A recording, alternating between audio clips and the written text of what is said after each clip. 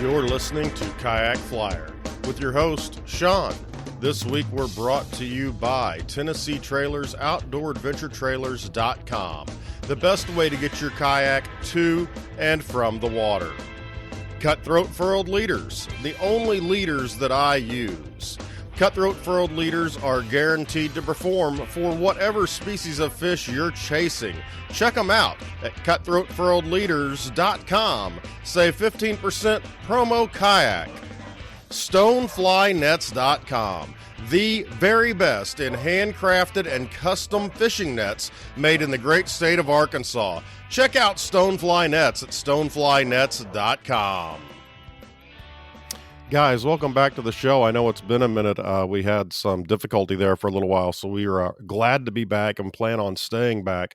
I'm going to tease this right before because we've been teasing at the end, but I'm going to go ahead and give away a cutthroat leader this week to anybody living in the continental United States. I'm not paying to mail one to Joel in Canada again. I'm just not doing it. All right. So stick around to the end and we'll tell you how to win that cutthroat furled leader. We've got a great guest tonight. We've got Brian from Trout Tornado. If you guys have not looked at his YouTube and Instagram, you guys are missing out. This guy is tying streamers, micro streamers especially, for trout and smallmouth bass. And this is really cool. I saw those photos. I really liked him. I reached out. He was a nice enough guy to come on the show. Brian, welcome to the show, man. I'm super excited to be here, Shawn. Thanks for the opportunity. Dude, I tell you what, I was looking on Instagram and one of yours popped up and I was like, oh, wow. And so I went and I looked at all the photos you had and I was really, really impressed. It seems like you're taking those big, god-awful, ugly streamer patterns that are 8 or 9 inches and you're cutting them down. Where did that start coming from? Yeah, so really out of frustration.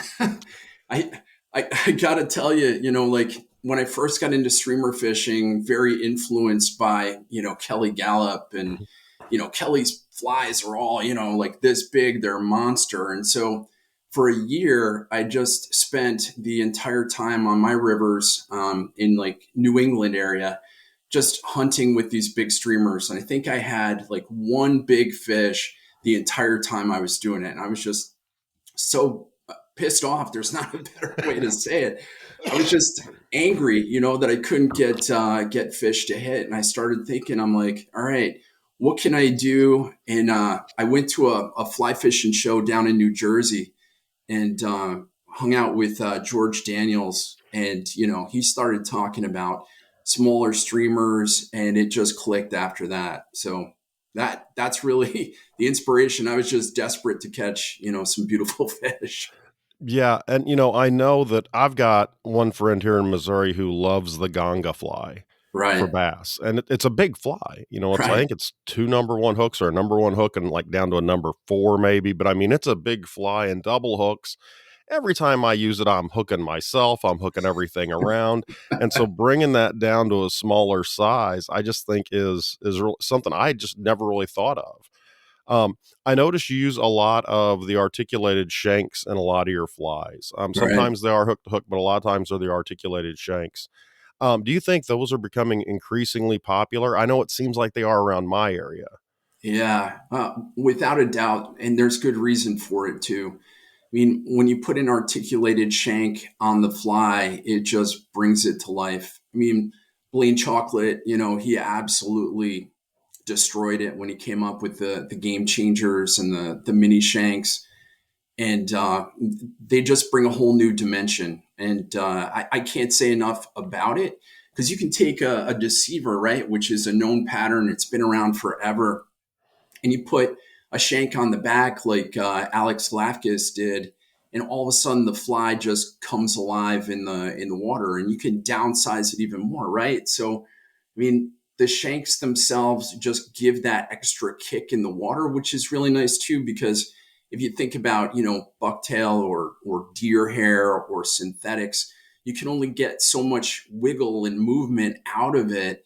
But when you put that shank in there, all of a sudden you have another articulation point. You can still get the movement from the naturals or the synthetics, but then all of a sudden it just kicks and it moves and it vibrates in the current with you not even having to do anything. And tell you, that is a fish trigger. The fish, I think, are getting more savvy, and I don't know, their brains are what, the size of a pea or something.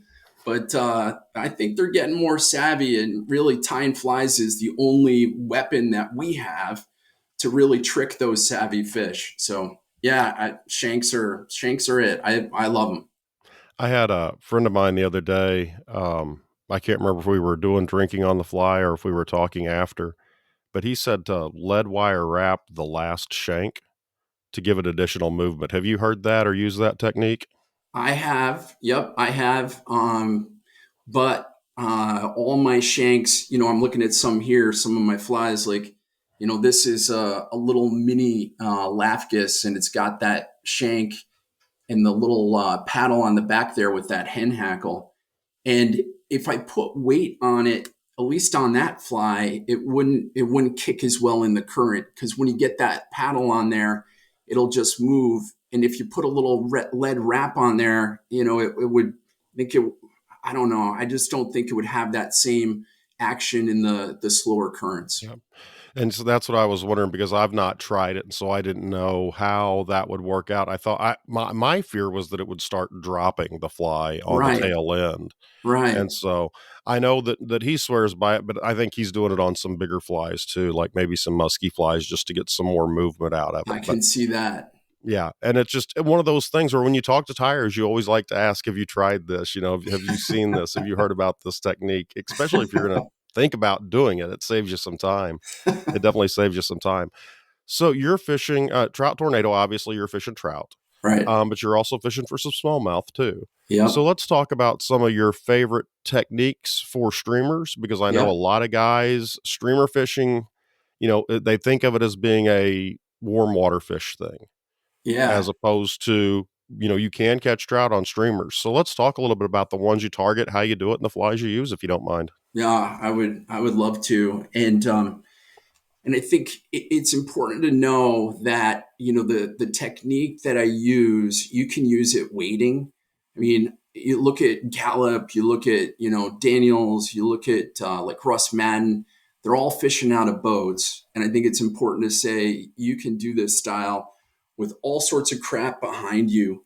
And what I use, to do that, I use a Skagit line.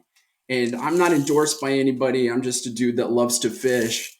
And what I've got here, it's a OPST Skagit line. And I don't know if you can see how thick that line is, but it is heavy. And the cool thing about the line itself is it just allows you to cast, and you can launch these freaking lines forever, which is awesome. And which is nice because, right, the trout streams that I fish, the smallmouth rivers that I fish, a lot of them you've got tight banks. You're waiting. You don't have the opportunity really to get a big back cast behind you. And so using a Skagit line like that just really makes everything easy. Yeah, My favorite flies, I would say my top pattern that I use, and like you mentioned, my Instagram, I have a lot of them. This is the copper top, um, and it's a play off of Kelly Gallup's Laser Legal, and you can just tie it in any different color that you want. It's got one articulation in the back, which is cool, so you can see the head there banging around. It's got a tungsten bead on the front. And so when this gets in the water and I fish it, on sink tips, I fish it on floating lines, depending on the season, the water current, the fly tends to drop, right? Because you've got this tungsten bead up front. And then the tail will articulate to the left and the right. So you've got the dropping motion, and then you've got that movement of the tail.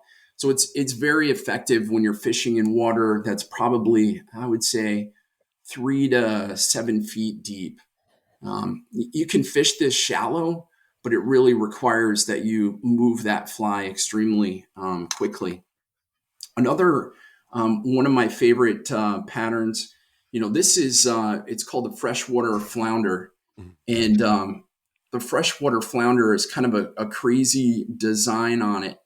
It's articulated. It's got micro shanks in it, right? So it plays off of the Blaine chocolate platform, but it's tied a little differently in that it's flat, which is why I call it the freshwater flounder, because it looks flat. But if you tie it in black, it'll look perfect like a leech. Because if you think of leeches, right, they Mhm. swim and they're flat. But it's tied on a jig hook, which is really cool. And so I fish this one a little differently. The copper top, as I said, I typically fish that on a sinking line, and the freshwater flounder, I like to fish that one on a floating line. And the reason why is because what I'm trying to do with the freshwater flounder is make it just jig, and give that big up and down movement as I'm pulsing the fly through. And because of all those micro articulations, it goes up, it goes down, it twitches, and it just undulates. So that's another one of my favorites. And then another one which is completely different, and it is on the large size, but it's still not as large as Gallops, is my flash monkey. And this is a takeoff of Russ Madden's right giant flash monkey. And I tie these a lot smaller. I don't have any with me today, but the cool thing about this pattern, the flash monkey, is the way that brown trout and smallmouth bass absolutely destroy this thing. There's something about it. It's neutrally buoyant, so you can fish it very aggressively, and it just has bead chain eyes on it. So it's not dropping into the water column. But you can fish this, cast it out, and you really, I've never seen it before. I've never seen it like I have with this fly. The brown trout, like the big brown trout, will actually launch themselves out of the water trying to kill this thing. Wow. Um, it's absolutely psycho. And again, I'm not sure what it is, if it's the flash or the speed, because fishing the flash monkey, my favorite way to do it is with just a straight solid cast out, and then put the rod under the arm, just like the saltwater guys Mhm. do, and then just burn the crap out of it, two-hand burn. And you wouldn't think a trout or a smallmouth could actually hit that thing, but man, when they do, it's game on. You don't want to fish this with a light, tippet, because you're going to be very upset at the fish, when you miss them. So I would Yeah, I say, yeah, those are some of my favorite flies. Yeah, and talk about so I mean, I know I'm gonna go tie some of those up today. I already told my wife, I said, "I'm gonna be doing the podcast." I said, "I'm gonna tie some of these flies." Um, which I mean, anytime I see and talk to somebody that makes flies that I like the way they look, I like the presentation of it's really, something exciting for me. What size trout are you targeting with those flies? Because sometimes we have a misconception that it's got to be a 28-inch trout to be getting on one of those streamers. Yeah, it's a great question, and that again is part of the reason why I changed, right? Because with those giant flies, you're targeting giant trout, and my home waters don't have that. So when I go out, I'll catch trout anywhere from 13 inches. The biggest one that I've caught, in the past couple of years was 24 and a half inches, and that was a wild brown. And you can see on my Instagram, though, trout, all types of trout absolutely love it. So I caught this fall like a 21-inch brook trout, which was an absolute hog. And that hit on my Lafgus. It actually hit, I think, on this very fly. This is one of those Lafgus Mhm. mini deceivers, which has got two articulations in it. And the brook trout itself, I was twitching. It was so cool because I fished two flies at the same time. And if you haven't done it, Shawn, you really got to try it, because it like doubles, your opportunity to catch fish. You can have two different colors. You can fish two different styles. You can have one with tungsten, one with neutral buoyancy, and that's exactly what happened. I had this on the top, and I had like a copper top down below, and I was twitching the fly through the surface, because you've got the heavier fly, which is down below, right? And it kind of pulls it back and forth, and it makes this crazy motion when you've got all those articulations in there. and this brook trout just came up and absolutely freaking housed the fly. Um, it was pretty darn cool, and I had no idea, how big that fish was. But there are, I know I'm kind of rambling here, but you can catch trout really from any size, from 8 inches to 24 and a half. And they don't discriminate. Mhm. You know, it doesn't matter. Rainbows, browns, brook. So it's all good. Yeah. I've got, in the wintertime here, they put trout in some of our local lakes, to encourage winter fishing.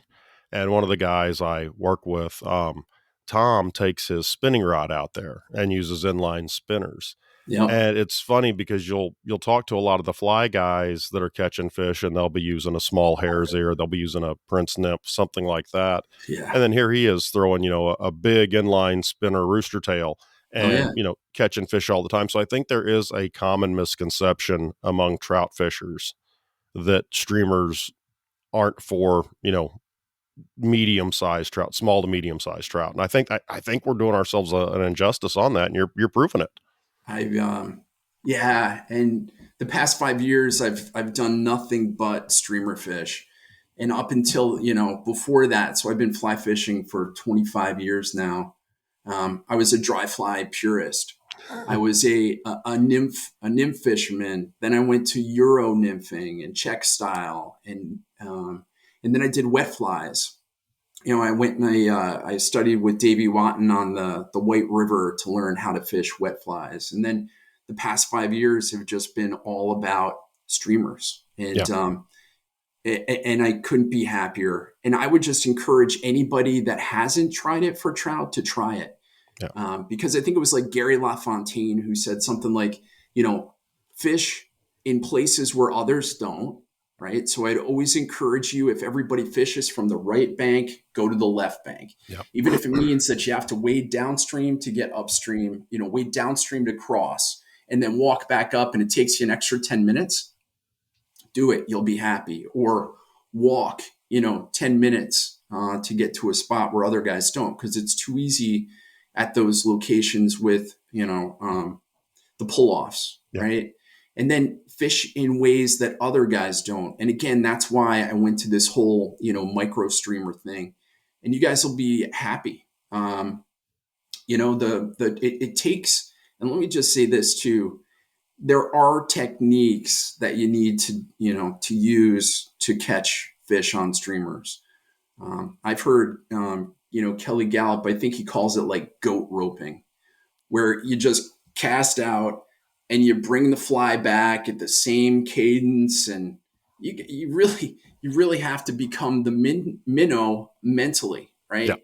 You really have to think, what is the bait fish that I'm imitating, and then how do I fish it to entice that trout or that bass to hit it? And like I mentioned, with just the three different flies that I have here, I fish them all differently and articulate them differently.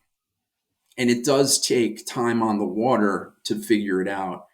And I've got some videos up on my YouTube channel too, trying to show some of those different techniques, right? Like the burn that I was talking about, where you Hmm. stick it under your arm. There's one that I call the heck is it? The fish hook, where you cast upstream and you put like a downward curve in your fly line. So you're bringing your fly, it's coming down and across, and then it's right on that turn where typically the trout hit it. You think of most minnows, they're not going ass backwards into the mouth of the fish. Yeah, yeah. And that's, those techniques I think are really important because I know a lot of guys, and it's February when this is coming out. A lot of guys got kits for Christmas. Social media is just blown up with guys asking questions about what to tie, how to tie. A lot of guys maybe got a fly rod for Christmas for the first time because they're interested in it. And when you and I were learning 20 plus years ago, you had to find somebody, Right and on. there's such a wealth of information out there. And your channel is a great place. It's Trout Tornado on YouTube is a great place for folks where you can go and you can see the fly, how to tie the fly, and how to fish the fly, which makes it, really unique in that way. How much time do you spend making some of these videos? I'm a perfectionist. So I just came out with the itsy bitsy. This freaking thing is teensy, right? Mm-hmm. It took me probably, I don't know, 5 hours, Yeah. between the tying. I wanted to get the fly right, and then the editing, and I want to have multiple angles in there because, I think I'm unique in that I'm a guy that I love to fish. That's it. I'm not trying to sell anybody anything. I Yeah. don't I don't have any sponsors. I've been asked to do some things. I haven't, only because I'm trying to share, Yeah. my knowledge and my passion. And I've always been about teaching. When I was a kid, a teenager, I taught at an environmental education camp, and I taught kids how to fly fish. And this is just a great way for me to continue to do that. And so, the flies that I share are flies that I believe in. So I'm not trying to sell a hook. I'm not trying to sell Mhm. the latest and greatest, eye that's come out. I'm just all about, here's what I know, here's what I do. And, I hope you guys enjoy it. I hope you have fun. Yeah, and that's one thing. Obviously, we're selling nets, leaders, and trailers here because the show has a cost. Um, but I find that if I and especially having this show, it's one of those where you meet really cool people, and so you're constantly shopping with them because they were really interesting or you liked their story. When it comes with the itsy bitsy, I do have a couple of questions because I watched that video and you do some excessive trimming on that. Oh, yeah. Yeah. Yeah, that's a Well, lot of trimming. I know, I know, I know. Is there a I'm reason to trim it so much as opposed to letting that dubbing flow back into it? I am so guilty of being a perfectionist. So you probably don't. The fish probably wouldn't care, and it would work just fine. It's me. And in fact, I even trimmed it a little bit off camera too. I mean, just being completely honest, because I'm like, nobody wants to watch me trimming this thing for 5 minutes. Um, but I do that with all my flies. I do it Yeah, like with my copper top, and I want it.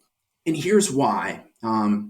The main reason why is you want to make sure that your materials are equidistant or equal on both the top and the bottom.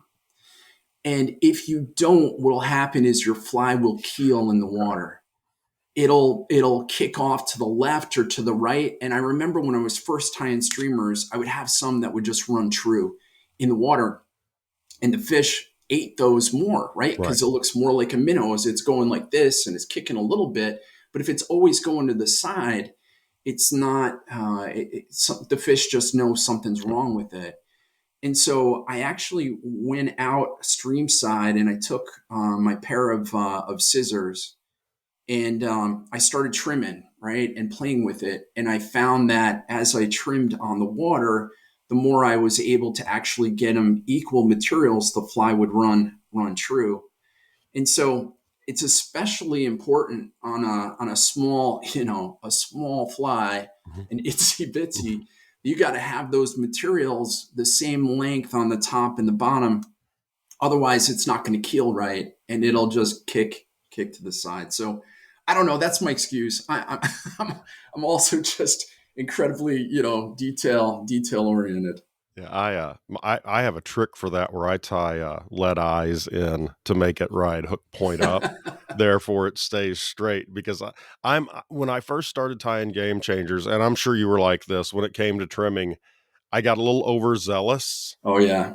and I just hate spending 15 minutes tying a big articulated fly, and then I destroy it with the first scissor chop. Oh So that's god. that's kind of why I was asking that because it scares me every time I have to take out my scissors and trim a finished fly. But yours, I mean, you go through step by step exactly how to do it. I feel confident that I could.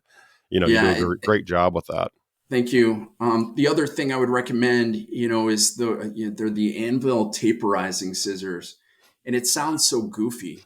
It's like, what is a taperizing scissor going to do? It's worth the $9 or whatever, because it allows you to trim the material without cutting all of it off at Yeah. once. And it sounds goofy, right? But you spend 15, 20 minutes tying a fly. Mhm. And like you said, you come in and you start clipping. If you do, if you do too much, your fly is screwed, right? Yeah. And so those taperizing scissors, they allow you to just take a little bit off at a time. And I don't know, it saves you a lot of frustration. So, Yeah. but thank you for the compliment. I Oh. try to do it step by step so anybody can do it. Yeah, I was watching it and I'm like, "Oh, he's gonna trim it." And then I'm watching, you're explaining how to do it, and I'm like, "I could do that." Yeah. I don't know why I've gotta be worried about that. Maybe get my daughter who's more artistic than I am to come over and have her do it. You know, "Honey, I daddy think you needs you do to it. cut this fly."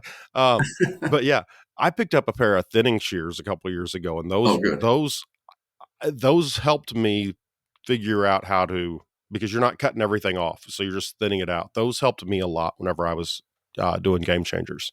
Yeah, So, same thing. They're the yeah, same thing. Anvil, right? As opposed thinning shears from a barber, right? Because that's yeah, what they use when they cut our hair, trying to yeah, give us a little bit of taper. It's the yeah, same and thing on the flies. yeah, and those things, I mean, they're great, but it's always fun to find out these little tricks because I know a lot of guys get frustrated. I mean, I've thrown game changers out there when I first started, and they just didn't swim right. Correct. And, I switched to made almost exclusively feather game changers for about 3 years because they Cool. seemed to swim better than, Right. and I didn't have to trim, and so I loved those. But getting back into normal game changers again, it's been interesting. Have you tried anything with the feather style? I know you use a lot of laser dub and stuff like that. I do. I do. I've tied a couple of the feather game changers. I think a lot of the guys in my rivers fish feather game changers. Yeah. In fact, one of my buddies does, and he does well. But again, I'm always trying to do something Mhm. different than the guy next to me. Yeah. So that's kind of why I've stayed away. I think they're beautiful. I think they ride in the water. I love being able to create the taper without having to trim. I'm with you, and I'll Yeah. offer up one other trick on trimming, which might help you too, Shawn. Which is after you've tied your fly, if you take it into your sink and you wet it, you put water on it, Mhm. it'll show you all the material flaws right in front of you. You'll be able to see exactly where you have too much or too little. And when the material is wet, especially with synthetics, you can trim with your scissors and just make the perfect taper while it's wet. Never thought of that. That is a great tip. That is Yeah. an absolutely wonderful tip. That would have never crossed my mind normally. Yeah, so don't let your daughter play with it. You Yeah, you do it. You'll I'll you'll do it, be I'll do it. happy. Yeah. I tell you what, that is an interesting tip. I will definitely have to go through and try some now that I've tied that I need to look at. When we talk about, streamer fishing, for trout, a lot of guys, they buy a 5 weight fly rod for trout. Yep. And that's pretty standard. Um, do you think that a 5 weight is ideal for medium smallmouth bass through the trout that you're chasing, or would you say go up to like a 6? No, so I'm all for small. So the rod that I use it's an Echo Steve Rajeff number 3. It's an Okay. SR3, and it's a two-handed micro spay rod, which is what I throw that Skagit line on. And I've got a whole video on my setup if you want to see it. And that thing is a cannon, and the 5 weight would work as well. Um, uh, I know the fly lines that I use from OPST, they make those Skagit heads for 5 weight lines. I started with that, and they're called Commando Smooths, Mhm. and there's no mono connection to them. And it's great because you can load the rod. It's easy. The 5 weight, you can use a 5 weight, you can use a 3 weight. And any of the streamers that I tie, except for some of the bigger ones, right, like the Flash Monkey, but all these other flies, like the Mini Boogeyman, right, they would all be able to be cast with that 5 weight. And that's Yeah, the cool thing about that Skagit line.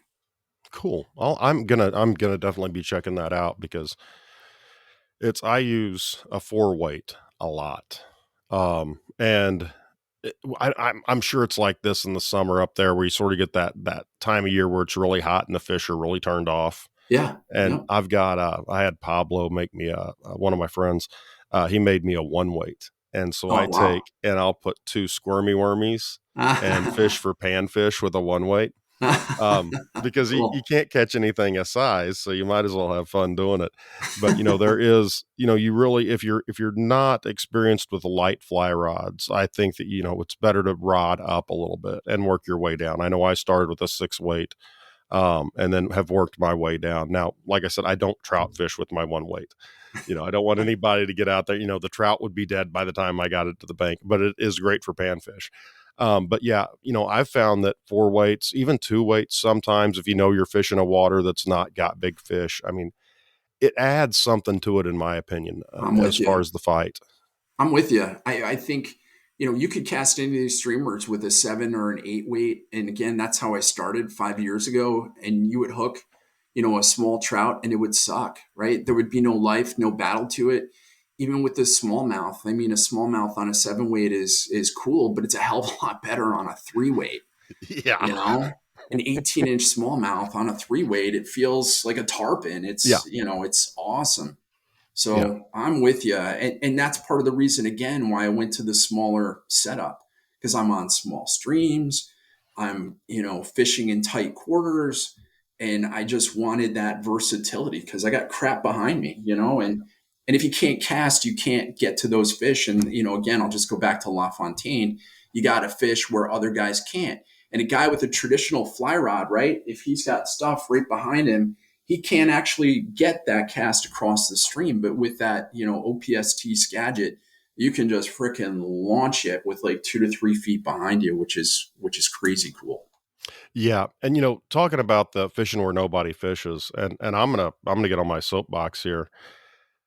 When I got my kayak, that opened up miles of river. I could float 2 miles downriver and then fish for 3 miles and then, float another 2 miles and never see anybody except for that first and last mile. That's right. And now the big box stores and all of them have the $100 kayaks, and my fishing has changed a lot. Places Right. where, you would consistently go and catch good sized fish have been hit. And so I think it's getting harder and harder to find those places. Have you noticed that just with the influx and, more people outdoors the last couple of years? Oh yeah, absolutely. So, I have a kayak.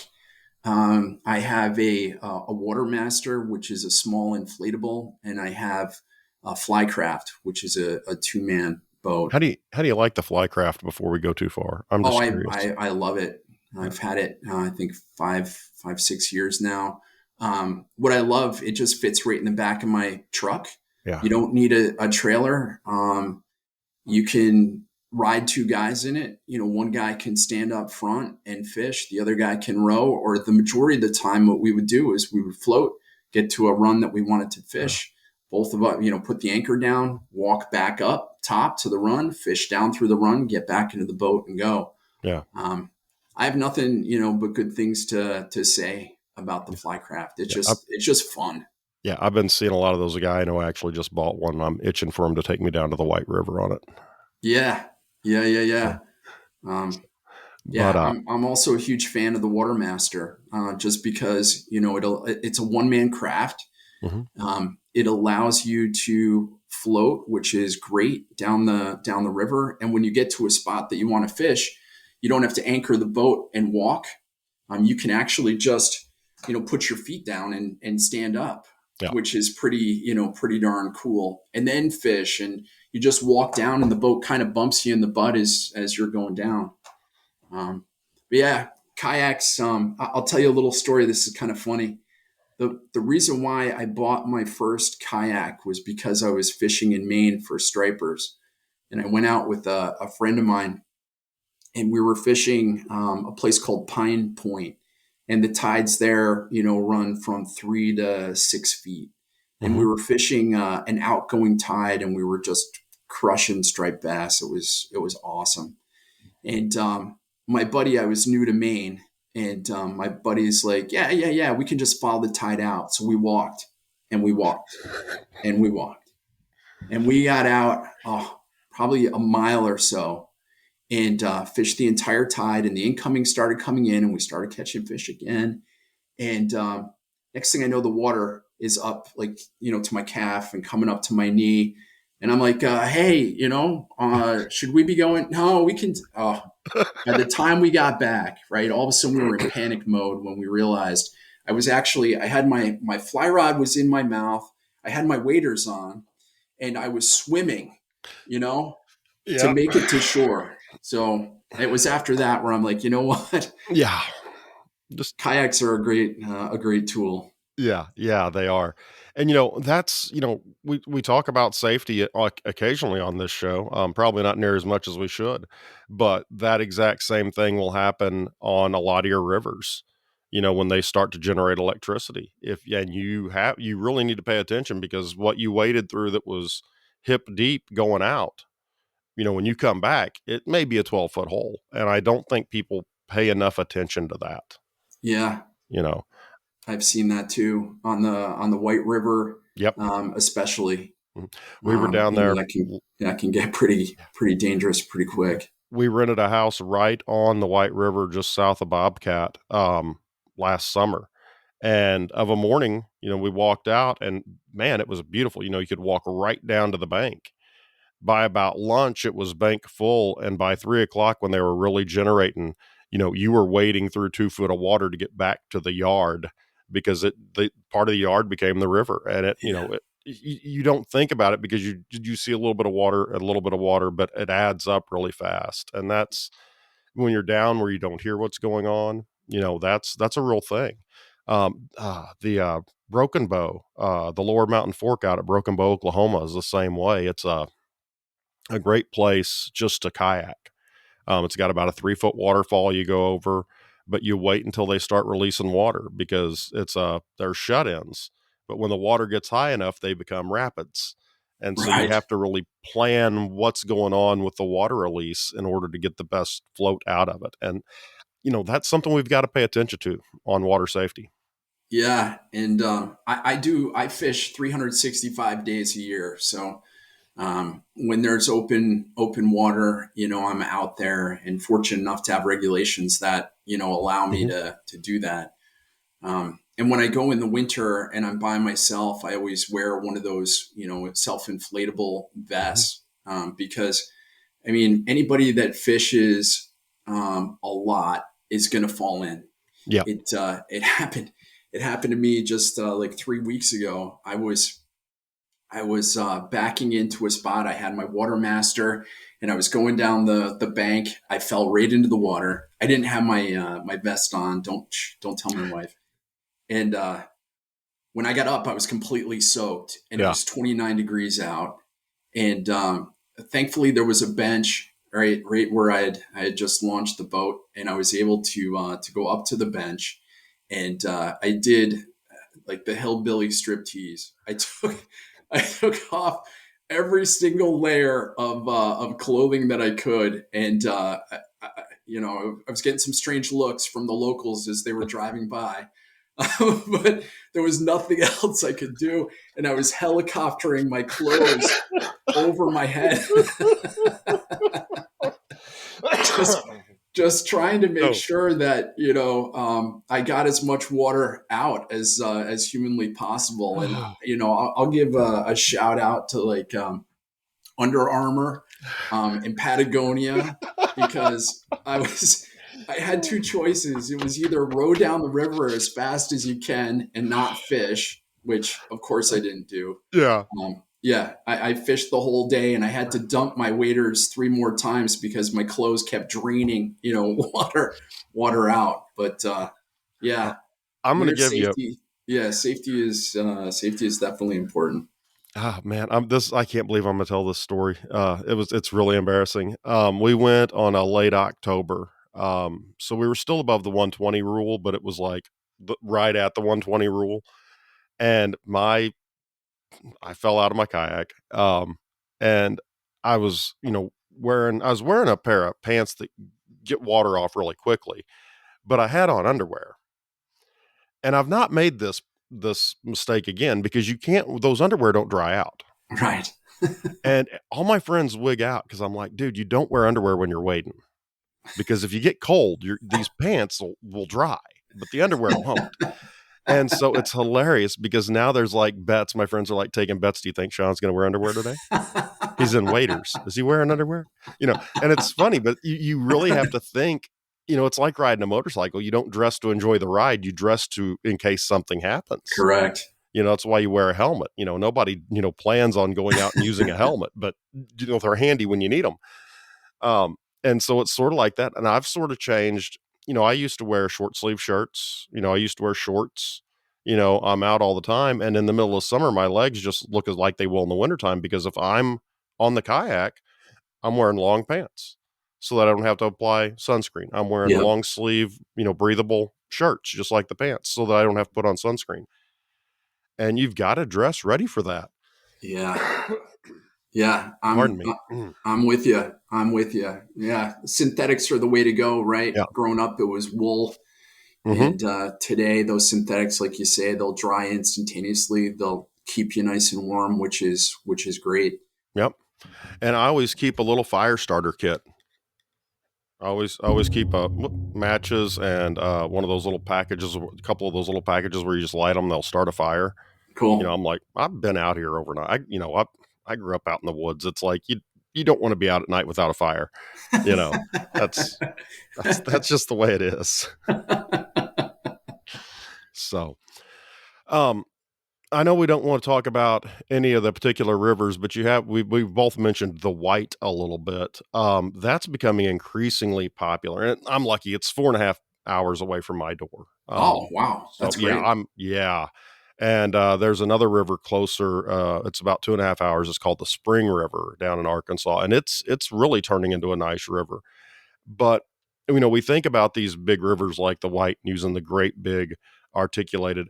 What's been your experience with the White, even with some of the smaller flies? Yeah. So you don't have to go big when you're on big rivers.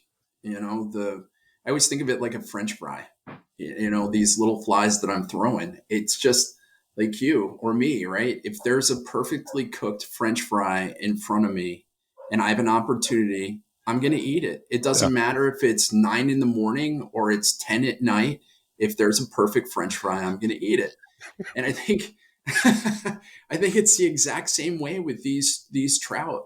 They don't think about it. I mean, if you think about the nymphs that you use when you're fishing, they are size 16s, hmm 18s, 14s.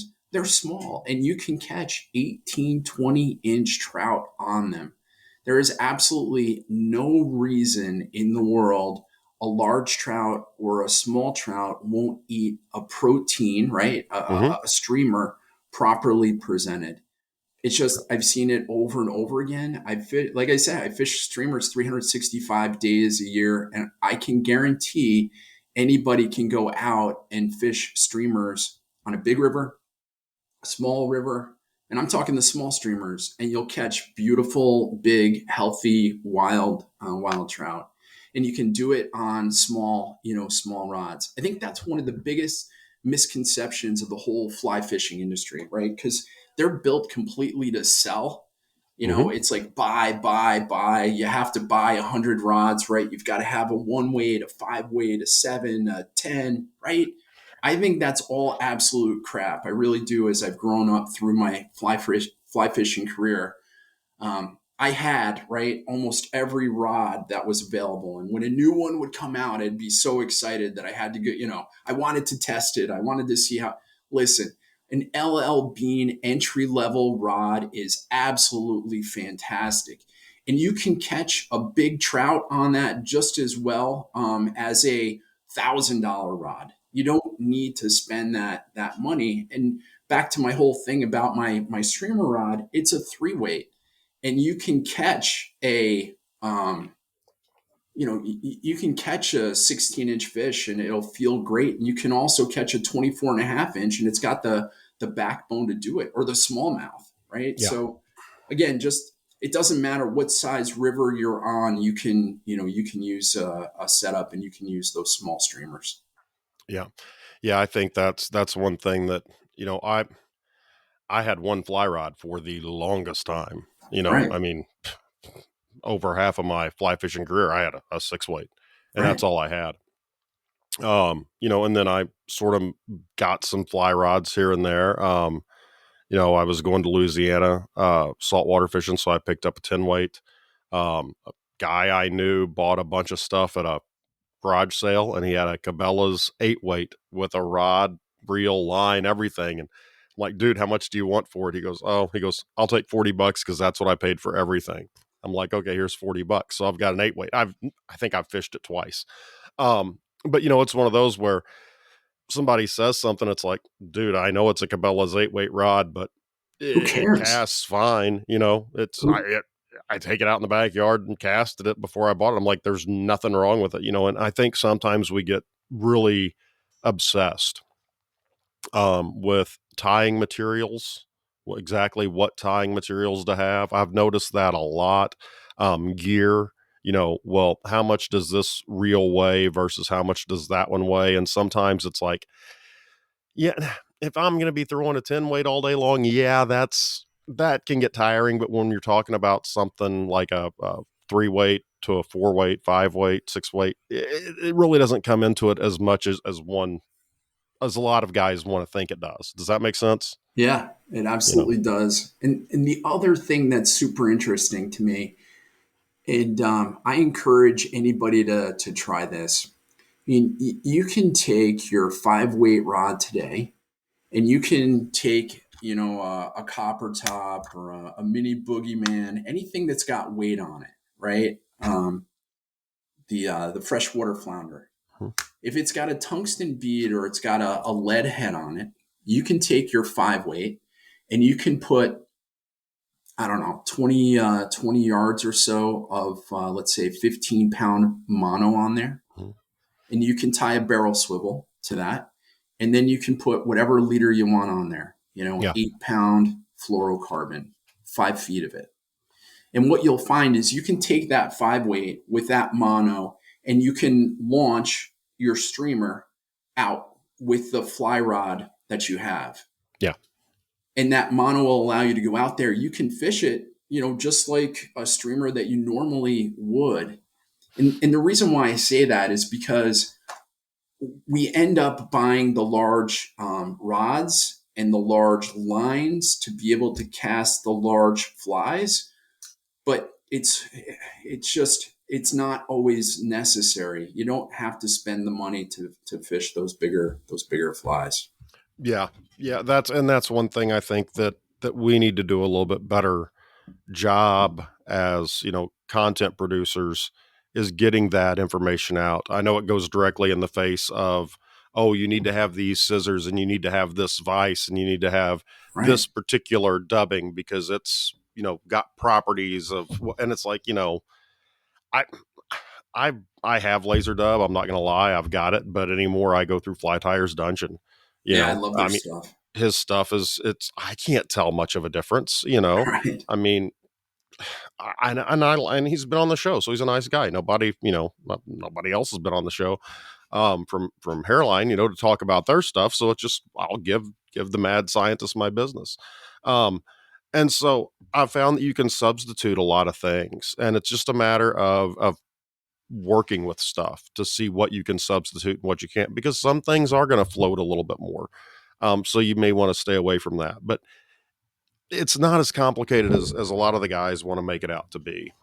Yeah, I'm with you. I mean, I'll shout out to Fly Tires Dungeon too, as I'm looking at the flies that are tied here, right? Like the Mini Boogeyman has starburst Yeah. materials and fibers all through it, and that's one of my favorite fibers that they have. And I'll echo what you say about Fly Tires Dungeon. The owner of the company did a special blend for me. It was a yellow. I don't know if I have it right here in my fly box, but it was beautiful. It was kind of a yellow with a little bit of brown. I was trying to imitate more of the belly, of a brown trout, which has got almost that amber look to it. Mhm. And I asked him how much he wanted for it. He said nothing. So I always promote his materials in my tying videos. I try to highlight it on my Instagram Hmm. page. I have nothing but great things to say. And then as far as material substitution, I'm with you. I mean, it there are some materials like you can buy deer hair from anywhere, right? It doesn't. It absolutely doesn't matter. In fact, some of the flies that I tie, I'm using the back of the deer hair itself. I'm not even using the primary part of the deer hair that you're supposed to use. Yeah. That's such nonsense. They're just like coming up with excuses for you to buy more materials. I'm convinced. Yeah. And again, I think a lot of it. I'm a firm believer in Gallup and his ideas in and around color and how important it is to have different colors. And every time I go out and Kelly talks about changing flies like every minute, which I think is just crazy. But I do actually believe that there's something to it because I'll Yeah. have been fishing, white or black or yellow or chartreuse, a tan, and then you put on a tan, and all of a sudden it's game on, for an hour, right? And then it turns off, and then you start going through the rotation again, and it turns on to black. Yeah. So Yeah. I've I got, really do believe color has a lot to do with it. And then, George Daniels talks all the time about depth. And I'm also a firm believer in that, right? Your fly's got to be in the zone that the fish are comfortable in feeding that day. And there's some days where they'll come right up to the surface and boil and smash the crap out of your flies. There's other days where they want to stay down below. They're mhm. just comfortable, within that 1 foot zone of the bottom, and sometimes they're in the middle. So that's the cool thing about streamers, too. You always just have to think about where you want your fly to be, what color you want your fly to be, and what zone you want your fly to be in. It's I don't Yeah. know. I fish a Uh, lot of crayfish patterns, oh yeah, especially when I start the day, because as that crayfish goes down through, I've had them smack them right at the top. And if yep, I've got 3 or 4 casts and they're smacking them at the top, now I know that I can run something that's a lot lighter and right, fish. Whereas if they're smacking them about the middle of the water column, and then if it gets all the way down to the bottom and I'm working it, then I think it's a nice fly, a nice style fly, the big heavy fly that'll float down through the water and then get to the bottom is good for indicating what they're going to be feeding on that day. right. And that's something I've always done. Do you have any flies that you sort of check to see where they're gonna be at by using them in different depths or anything? Yeah, well, I cheat. So I use two flies at the exact same time. Yeah. And so, I'll put a heavy fly, like a crayfish pattern on, um, or, a lead headed fly on. And then so let me take a step back. When I approach a run, what I look at is the depth of the water, the speed of the water, and where I think the fish are going to be. And then I pick and choose like my shooting head Mhm. depending upon what the depth and current and speed and the time of the year, right? Because of the temperature of the water, because we all know when it's icy cold, they're going to respond differently than when Mhm. it's above 58 degrees. So once I figure that out, I've got the right head on my Skagit line. Then I think about where I want my flies to fish in that column. So do I want a fly to be right on the bottom? Cool. If I do, then I put one with lead head or a bigger tungsten bead on it. And then I pick another fly for my top fly, which sometimes can also be another tungsten beaded fly. So now if I have a 10-foot run that I want to fish and the water is moving at a pretty decent clip, I'll put two tungsten flies on. I'll put my heaviest sink tip. And then I know when I cast and I put it out there, they're going to drop. They're going to get into that zone. And then I can manipulate the flies through.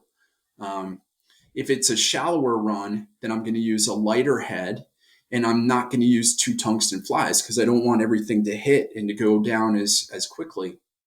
So I may use a brass head for the fly, right? A brass bead or some light dumbbells, and then a fly that's neutrally buoyant, which has more deer hair on it for my top fly. Yeah. So it's a whole process. I'm with you. You really got to think about the water. You got to think about how you want to present in that water, and it's a little, it's a little like unlocking. You need a secret decoder ring Yeah. almost Yeah. every time you go out to figure out where they are.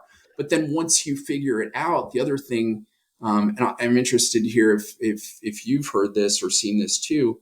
Once you find the fish are in like 3 feet of water with a heavy moving current, and the presentation is bringing it up and down pretty much that whole day, that's where you'll find those fish, and you can kind of ignore the other runs and just look for similar water. Yeah. It's one of those things where, and I've seen guys do this. Thankfully, I wasn't fishing with them. They were just in a area that I was at. They'll be fishing, and then they'll see a trout hit a bug on top water, and then all of a sudden, everybody stops fishing and they change to dries. Right. And you saw one fish feed, Right. and now everybody that's there is going to be changing their fly. And I think that we don't pay enough attention to the trout that are underwater, or the smallies that are underwater, that aren't hitting the top waters. And if we spend as much time looking at how to fish streamers as guys look at what size flies are landing on top, I think people would have a lot more success. I agree. I agree. Color, Mm-hmm. depth, silhouette. Yep. I would recommend, like, if you're gonna just start streamer fishing, I would say you want to start with some impressionistic flies that'll move a lot in the water. Mm-hmm. Like these Lafkis deceivers. They're nice and light. You could probably throw this, Shawn, with your one weight. I mean, Yeah. they're that light, and then just take your time. Think like a minnow, and what I mean by that is, it sounds kind of goofy, right? But if you look at a minnow, you want your fly to do that. And Right. there's techniques that are the jerk strip, right? That Kelly Gallup talks about a Mm-hmm. lot. And I really encourage you to learn that as you're just starting that streamer fishing, and go with a simple fly. And then I would recommend, if you're tying it, to tie it in like 5 different colors, which I know sounds goofy, but like, if you take a look at my fly box is organized all by, and this is one of them, by colors. And I try to have, black, white or tan, um, olive, brown, yellow, chartreuse, Yeah. and then variations of that. And they're all different, weights in them. So some of them will ride higher in the column. Some of them are neutrally buoyant. Some of them are, they've got such a heavy tungsten bead, they'll go right to the bottom. But tie it in, like 5 different colors, and just have the confidence to fish it. And if you fish for 10 minutes and you're in water where you know that there's trout or smallmouth and you don't have any luck, change the color, and find a different run and fish that color. And if it doesn't work, change up halfway down the run and just go through those 5 colors. And if you don't catch anything, right? So five colors, that's 50 minutes. You've spent an hour. Yep. Then it's time to change your tip, right? Your line. Get something that'll get your fly down a little bit further into that water column. Yeah.